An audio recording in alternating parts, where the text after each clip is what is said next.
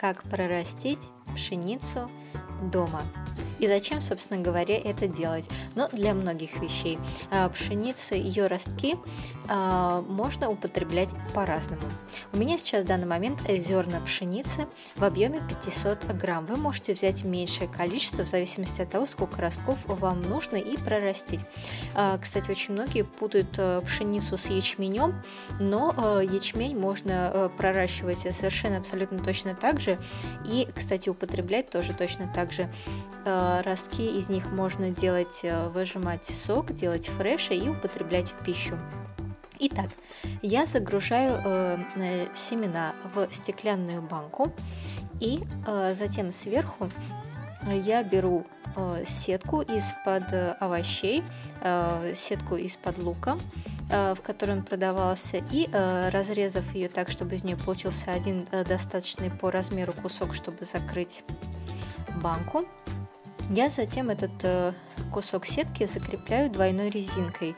И таким образом я смогу свободно и заполнять водой банку, и промывать семена, и ничего у меня не вывалится. Просто будьте уверены, что плотно зафиксирована сетка.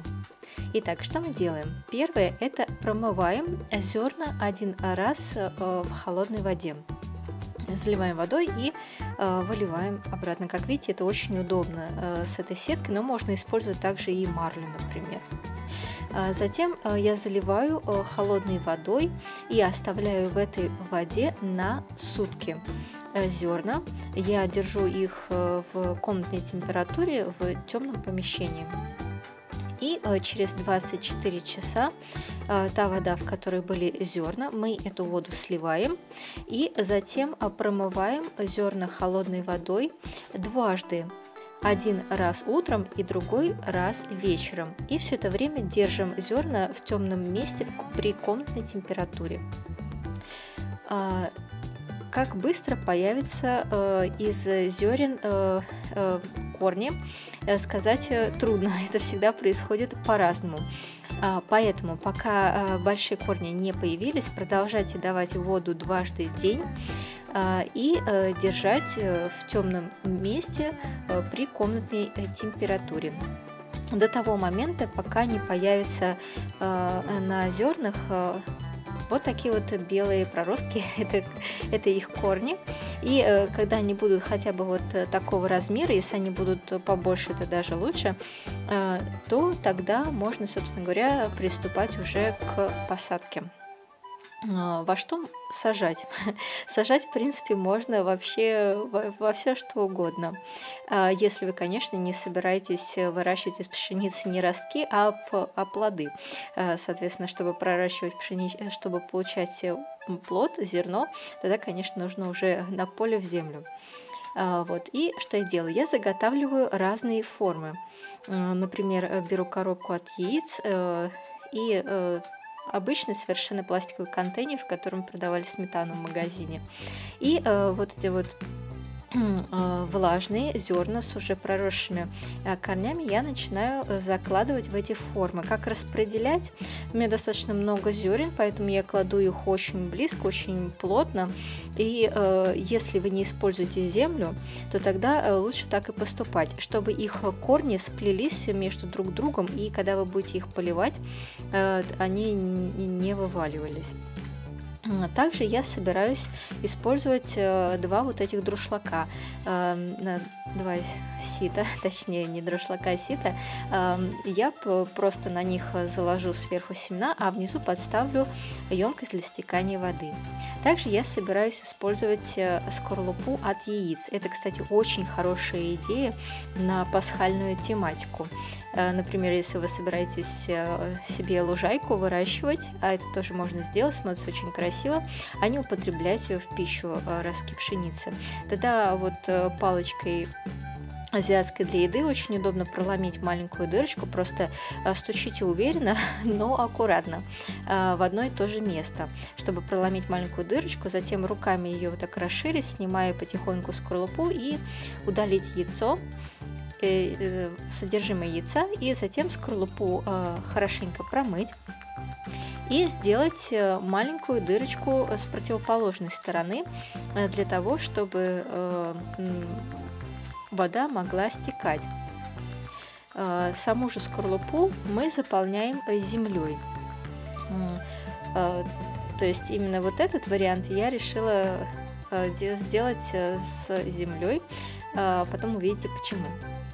И заполнив скорлупу землей, я засыпаю туда зерна.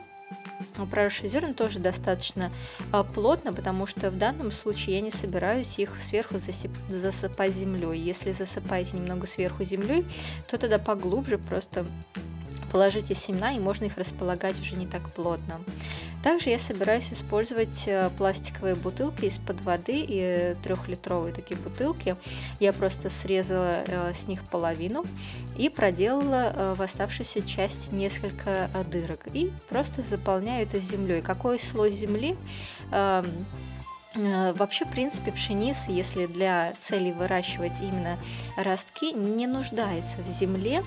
Но если вы используете землю, то ее нужно совершенно абсолютно малое количество, не нужно насыпать прям полгоршка. И засыпаю зерна. Зерен, как я сказала, у меня много, поэтому я их достаточно плотно насыпаю, но если используете землю, то не обязательно их располагать близко друг к другу. Засыпав зерна, я сверху немного присыпаю землей.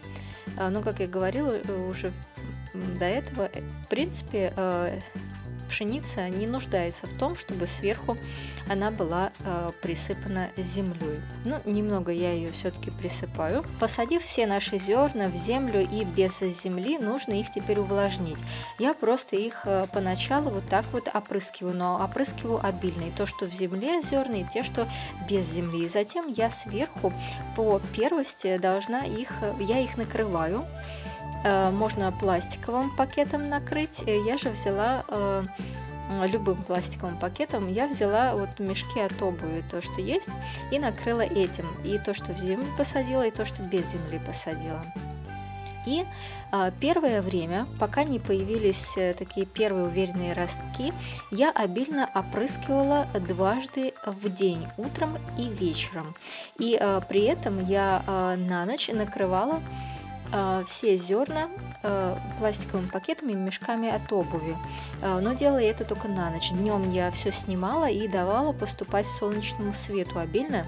У меня все зерна стояли прямо-таки напротив окна, поэтому свет хорошо на них поступал и достаточно хорошо проветривалось это помещение. Днем окно было все время открыто. И вот когда появились первые уверенные ростки, где-то сантиметр или 2, в каждом из вариантов было по-разному, я уже поливала дважды в день, утро и вечер, но не опрыскивала, а именно поливала. Поливала либо из лейки, либо прям-таки под краном. Но если поливать под краном, то не под прямой такой сильной струей воды, чтобы она не повредила ростки, а подставив руку под струю и вот так вот ее как бы разбиваю и распространяю.